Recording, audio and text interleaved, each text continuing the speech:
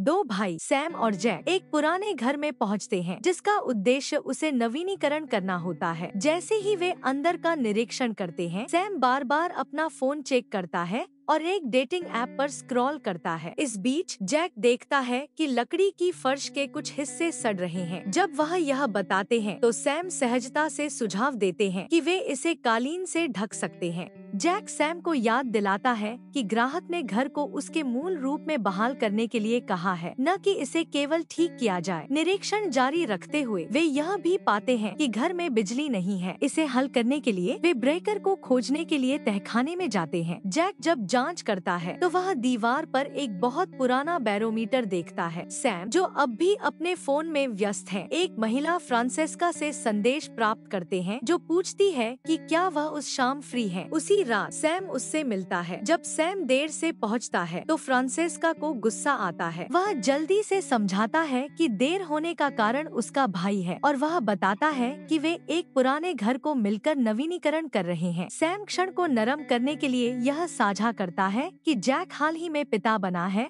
और वह अपनी छोटी भतीजी की एक तस्वीर दिखाता है। अगली सुबह फ्रांसेस्का सैम को जीर्ण शीर्ण घर में छोड़ देती है। सैम फिर जैक से मिलता है जो अपने निर्माण कंपनी शुरू करने का सपना साझा करता है। आशा करता है कि यह नवीनीकरण कुछ बड़े का बस एक शुरुआत है। सैम जैक के प्रस्ताव को नजरअंदाज करता है, कहता है कि उसे चीजें जैसी हैं वैसी ही पसंद है और वह बदलाव की तलाश में नहीं है। एक हल्के फुल्के पल में वह हनस वैगनर बेसबॉल कार्ड की खोज और उसे मिलियनों में बेचने के बारे में मजाक करता है। लेकिन जैक गंभीर हो जाता है और उसे बताता है कि अगर वह व्यापार में प्रतिबद्ध नहीं होना चाहता तो उसे समय बर्बाद करना बंद कर देना चाहिए और यह तय करना चाहिए कि वह वास्तव में क्या करना चाहता है। उस रात घर का अन्वेषण करते हुए सैम एक कोने में छुपे हुए एक बॉक्स में फिग न्यूटन की खोज करता है। अंदर वह कैबेज शब्द के साथ लेबल किए गए कुछ पुराने माचिस की तीलियां और एक धुंधली तस्वीर पाता है। जब सैम तस्वीर को देखता है तो वह महिला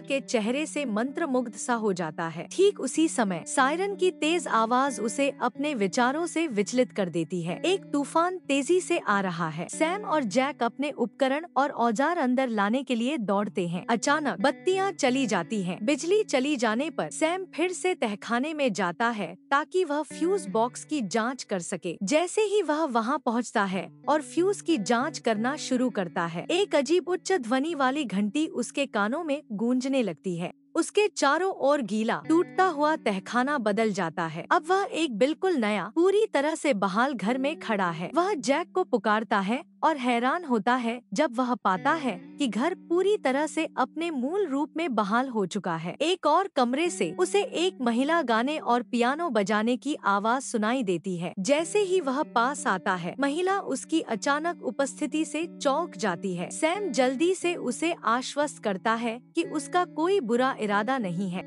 वह मानती है कि वह बैंक का प्रतिनिधि है। उसे घर में घुसने का आरोप लगाती है और तुरंत जाने का आदेश देती है। वह जैक के लिए चिल्लाते हुए ऊपर की ओर दौड़ता है। महिला एवलिन पोर्टर उसका पीछा करती है। अब एक शॉटगन पकड़े हुए वह कड़े शब्दों में उसे तुरंत जाने का आदेश देती है। सैम सीढ़ियों के नीचे फिर से दौड़ता है। ठीक तभी एवलिन अपनी माँ को आते हुए देखती है और सैम को चेतावनी देती है कि उसकी माँ उसे भी उससे कहीं ज्यादा नफरत करती है। बिना किसी झिझक के सैम घर छोड़कर बाहर भाग जाता है। एवलिन की माँ घर में प्रवेश करती है, खुशी से यह घोषणा करती है कि वह विलियम से एक उपहार लाई है जो आगामी सगाई पार्टी के लिए एक ड्रेस है। वह एवलिन से इसे पहनने के लिए कहती है। यह इंसिस्टिंग करती है कि यह इस मौके के लिए एकदम सही है। इस बीच बाहर सैम अपने चारों ओर देखता है और घोड़े द्वारा खींची जाने वाली एक गाड़ी और आधुनिक सड़कों के स्थान पर विशाल खुले मैदान को देखता है। वह अपरिचित शहर में चलते हुए आधुनिक तकनीकी की अनुपस्थिति और पुराने जमाने का माहौल यह स्पष्ट कर देता है। वह कैसे भी करके समय में पीछे 1919 के साल में यात्रा कर चुका है। घर के अंदर एवलिन एक ग्रामोफोन पर एक रिकॉर्ड लगाती है और संगीत सुनना शुरू करती है। उसकी माँ प्रवेश करती है और संगीत सुनकर गुस्से में आ जाती है। वह एवलिन को ऐसे विचलनों में लिप्त होने के लिए डांटती है। उसे याद दिलाती है कि उसका मरा हुआ भाई, जिसे संगीत बहुत पसंद था, उनके पास सिर्फ कर्ज छोड़कर चला गया।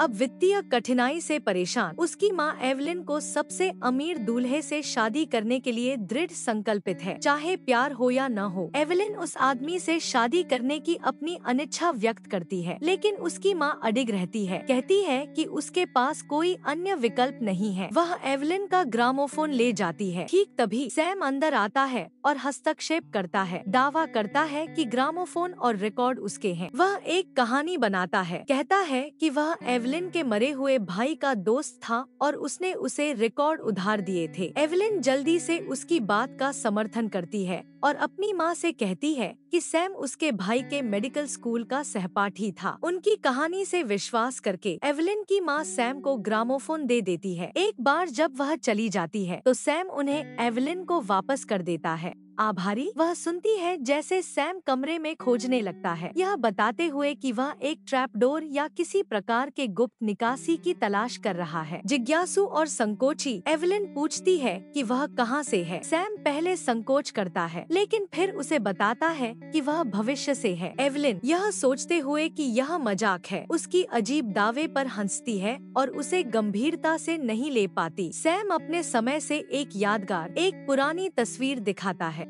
उसकी आंखों में जिज्ञासा के साथ वह पूछती है कि उसने यहाँ कैसे पहुँचने में सफलता पाई, एक सवाल जिसे सैम खुद समझ नहीं पा रहा है। अनिश्चित महसूस करते हुए सैम तय करता है कि वह एवलिन की सगाई पार्टी में शामिल होगा, जो पहले उसकी माँ द्वारा आमंत्रित की गई थी। एवलिन उसे पार्टी का कपड़ा देती है और उसे अपने दादा वॉरेन से परिचित कराती है, जिसने 40 साल पहले घर बनाया था। सैम वॉरेन से अपने अव्यक्त अनुभव को साझा करता है, जिसमें वह तूफान के दौरान तहखाने में था और उसके कानों में घंटी की आवाज सुनाई दी थी। वॉरेन के दोस्त एक संभावित स्पष्टीकरण प्रदान करते हैं, यह सुझाव देते हुए कि ऐसे तूफान के दौरान हवा के दबाव में अचानक गिरावट ऐसे लक्षण उत्पन्न कर सकती है। इस बीच विलियम एक पल के लिए उपस्थित मेहमानों को संबोधित करते हैं, यह बताते हुए कि उसकी पिछली पत्नी ने फ्लू से दुखद रूप से निधन हो गया। फिर वह एवलिन को सभी से परिचित कराते हैं। संगीत बजने के दौरान विलियम और एवलिन एक साथ नाचने लगते हैं। विलियम उसे उसकी शादी के कपड़े में तस्वीर खिंचवाने की इच्छा व्यक्त करता है, वही जो सैम ने उसे पहले तस्वीर में दिखाया था। उत्सव के बीच एक छोटी लड़की विलियम की बेटी सैम के पास आती है और शर्माते हुए डांस करने के लिए कहती है। उनके छोटे से लेकिन कोमल नृत्य के बाद एवलिन आगे बढ़ती है और सैम से कहती है कि अब वह उसकी बात पर विश्वास करती है। सैम ने उसके दादा के दोस्त के बारे में पूछा और एवलिन ने उसे बताया कि उसका नाम हेनरी बैरेट था और वह अभी-अभी चला गया था। फिर उसने सैम को साथ चलने के लिए आमंत्रित किया। जैसे ही वे चल रहे थे, उन्हें एक जगह मिली जिसका नाम द कंपाउंड था, जिसे सैम ने कहीं से पहचाना।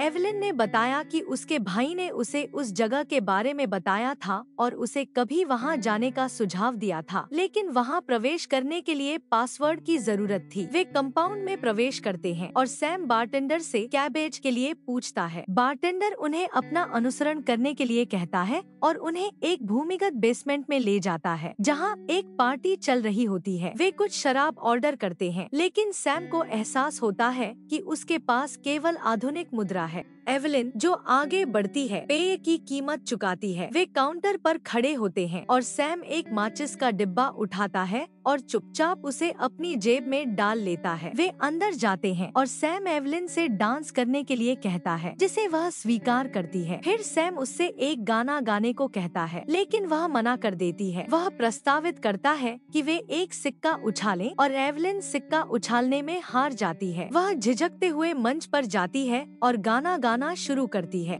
जब वे बार से बाहर निकलते हैं तो एवलिन की माँ उन्हें दोनों को देखती है। वह एवलिन से गुस्से में होती है और उसे ले जाती है। अगले दिन सैम वॉरेन के दोस्त हेनरी से मिलता है। जिज्ञासु सैम उससे पूछता है कि वह फिर से हवा का दबाव कैसे कम कर सकता है। हेनरी उसे अंदर ले जाता है और एक बैरोमीटर दिखाता है, यह समझाते हुए कि अगर वह इसे दीवार पर लटका दे तो जब भी दबाव घटेगा सुई नीचे चली जाएगी। सैम ने हेनरी से बैरोमीटर के बदले लकड़ी के काम में मदद करने की पेशकश की। बाद में वह एवलिन से उसके घर पर मिलता है। वह उसे बताता है कि उसने अपने वर्तमान में वापस यात्रा करने का तरीका ढूंढ लिया है और पूछता है कि क्या वह उसके साथ आएगी। वह उसे बारोमीटर दिखाता है और समझाता है कि उसने इसे अपनी समय में तहखाने में पाया था, जिसका मतलब है कि उसे वहाँ रखने वाला वह खुद था। एवलिन सैम की खोज के निहितार्थ को समझते हुए उसे चूम लेती है। वह उसे बताती है कि शादी 10 दिन बाद है, लेकिन सैम उसे आश्वस्त करता है, कहता है कि तूफान पहले से ही यहाँ है, उन्हें बस इसके तेज होने का इंतजार करना होगा। सैम फिर बारोमीटर को तहखाने में लटका देता है। तूफान के और तेज होने का इंतजार करते हुए सैम हेनरी के साथ लकड़ी के काम में मदद करता रहता है। एक रात विलियम सैम को घर से चुपचाप बाहर जाते हुए देखता है। हेनरी सैम की समर्पण को देखते हुए उसे बताता है कि उसे उसका काम पसंद आया है